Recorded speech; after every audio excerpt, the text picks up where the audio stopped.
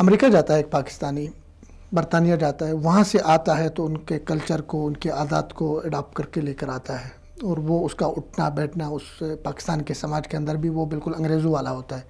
ہمارے man power یہاں پہ سعودی عرب میں 28 لاکھ پاکستانی تھے، یہاں پہ مزدور تھے، جو بھی طبقہ تھا. لیکن یہ جب پاکستان جاتا ہے تو عربوں والی کوئی بات لے کے نہیں جا رہا ہوتا ہے. عموماً یہ ایک تاثر پایا جاتا ہے. کیا کہیں گے اس میں، کیا محرکات اور اسباب؟ اس میں میں سمجھتا ہوں جو بڑا محرک ہے نا وہ یہ ہے کہ یہ پاکستانی ہمارے جب یہاں آئے تو یہاں پر ان کو پہلے سے پاکستانی ماحول مل جاتا ہے. ٹھیک.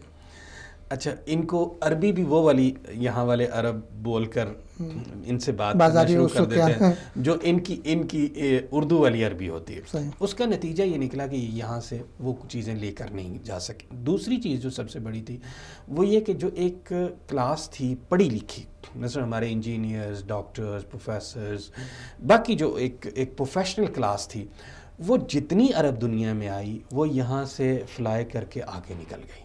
ٹھیک. یعنی میں میکسیمم لیول پہ یہ دیکھتا ہوں کہ وہ یہاں سے واپسی کا رخ نہیں کرتے. اچھا، اب بنیادی طور پہ کلچرل کیریئرز جو ہوتے ہیں، جنہوں نے کلچر کو لے کر جانا ہے، وہ یہ پڑھے لکھے لوگ ہوں گے جن کی اپنی ایک جو ہے وہ تہذیبی اور تعلیمی سطح ہوگی. اب وہ تعلیمی سطح چونکہ عام ہمارے ورکر کی ہوتی نہیں ہے، اب وہ یہاں سے کیا لے کر جائے گا؟ ہاں، وہ زیادہ سے زیادہ مالش لے جائے گا، معافی لے جائے گا، جملے شملے لے جائے گا، چند ایک رویے لے جائے گا، لیکن بہت ساری جو مثبت چیزیں. اچھا، اس میں ایک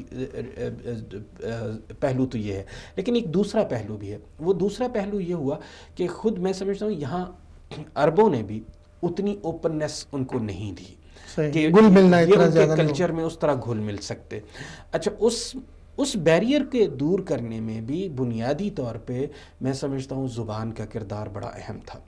یا تو ہم عربوں کو اردو سے ہی سکھا دیتے، تو چلو ہم کہتے جی ہمارے لوگ جہاں جا رہے ہیں وہ ان کو سمجھا لیں گے، یا ہم اپنے لوگوں کو عربی سکھا کے بھیجتے. اب یورپ کی آپ نے بات کی، امریکہ کی بات کی، اب وہاں پہ سیٹلمنٹ کے لیے آپ کو پتہ ہے بہت سارے کورسز آپ کو پاس کرنے پڑتے ہیں. اسپاؤس ویزا کے لیے بھی ایون آپ نے شادی کی ہے، بیوی کو لے کے جانا ہے، اس کے لیے بھی وہ کہتے ہیں بھائی صاحب اس کو انگریزی آتی ہے، ہماری زبان آتی ہے، نہیں آتی تو اس کو سکھاؤ، اس کا ہم ٹیسٹ لیں گے، اگر اس کو زبان آتی ہوگی تو ہم اس کو اپنے ملک کا ویزا دیں گے. تو اس میں سمجھتا ہوں کہ جو سب سے بڑا بیریئر ہے وہ یہی زبان کا رہا.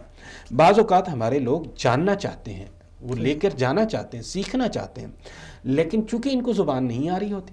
مثلا میں ابھی حرم میں بیٹھے ہوئے یہ بات فیل کر رہا تھا کہ اب وہاں ماشاءاللہ بہت سارے دروس عربی زبان میں ہو رہے ہیں، لیکن وہاں پر بیٹھنے والوں میں کوئی اکا دکا وہ پاکستانی طالب علم موجود ہو سکتا ہے، عام پاکستانی موجود نہیں ہے.